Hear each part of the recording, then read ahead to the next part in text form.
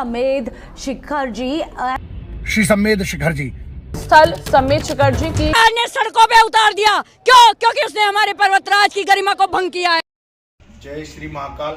मैं महाकाल स्वतंत्र स्थानक गद्दीपति महाकाल भगत भानु अजमेर राजस्थान से। मैं आप सभी को एक बात पर ध्यान केंद्रित करवाना चाहता हूं जिस कारण से कई मतभेद उत्पन्न हो रहे हैं और कुछ ऐसे मतभेद जिसके कारण सामाजिक जो एक सद्भावना है, समरसता है और एक भाई प्रेम है, उसका धीरे धीरे शमन होता जा रहा है। एक दूरियां बढ़ती जा रही है, एक दूसरे के प्रति वैमनस्यताएं उत्पन्न होती जा रही है।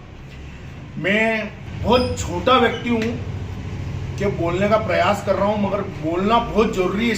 कारण ये है, समेत शिखर जी जैसे पवित्र स्थान पर अभी सेंट्रल गवर्नमेंट के द्वारा एक एविडेंस पास हुआ कि वहां पर पर्यटन स्थल घोषित कर दिया जाए, जबकि वहां वो एक ऐसी ऊर्जावान जगह है, ऐसा धर्म तीर्थ क्षेत्र है कि जिसको शब्दों में बयां करना नामुमकिन है। वहां पर कई तपस्वी हुए हैं, कई सिद्ध पुरुष हुए हैं, कई ऐसे भावों का अनुभव हुआ है सिद्ध पुरुषों को जिसको शब्दों में बयां करना नामुमकिन है। वहां पर जैनियों के तीर्थंकरों को केवल ज्ञान हुआ और वो मोक्ष को गए, और वो स्थान भी, वो पवित्र और वो ऊर्जावान स्थान भी वहीं पे है। तो ये रहा है कि जब उसको पर्यटन स्थल घोषित कर दिया गया है तो केवल और केवल देखा जा रहा है कि सामाजिक रूप से जो लड़ाई लड़ी जा रही है वो जैन समाज के द्वारा ही लड़ी जा रही है। अन्य लोग उसमें कोई भी इंटरफेयर नहीं कर रहे हैं, जबकि ऐसा होना चाहिए कि अपने धर्म और तीर्थ क्षेत्रों पर अगर कोई किसी भी ऐसी सरकार के द्वारा अगर गलत निर्णय ले लिया जाए जो कि आंख मूंदकर घमंड में चूर अनुशासनहीनता करते हुए किसी भी नियम को किसी भी जगह लागू कर दे, तो उसको ये ज्ञात करवाने के लिए लामबंद हो जाना चाहिए, एकजुट हो जाना चाहिए और उसके खिलाफ लड़ना चाहिए। मैं सभी से निवेदन करता हूं, हिंदू समाज के सभी संतों से, साधुओं से, सभी संप्रदायों से, सभी जितने भी भाई धार्मिक संगठन है उन्हों से, कि जैन समाज के साथ कंधे से कंधा मिलाकर इस लड़ाई को लड़े और इस ये जो नियम लागू किया है कि उसको पर्यटन स्थल घोषित किया जाए, उसके कारण वहां पर अनावश्यक लोगों की गतिविधियां बढ़ चुकी है।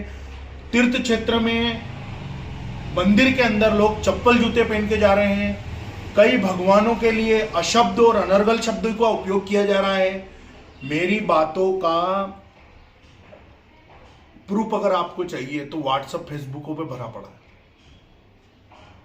मुझे इन चीजों के प्रूफ देने की आवश्यकता नहीं। और एक बात बोलना चाहूंगा कि माना मानसिकता से हम कट्टर हैं, मगर इसका मतलब ये नहीं कि हम अंधे भी हैं।